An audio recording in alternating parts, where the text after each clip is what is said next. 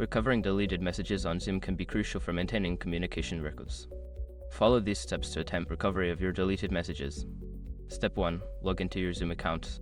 Access your Zoom account by visiting the Zoom website and entering your credentials. Ensure you are using the account associated with the messages you wish to recover. Step 2. Navigate to the chat section. Once logged in, locate the chat option in the main menu. Click on it to access your chat history, where you can manage your messages. Step 3. Check the trash folder. In the chat section, look for a trash or deleted messages folder. This is where deleted messages may be temporarily stored before permanent deletion. Click on this folder to see if your messages are available for recovery. Step 4. Restore deleted messages.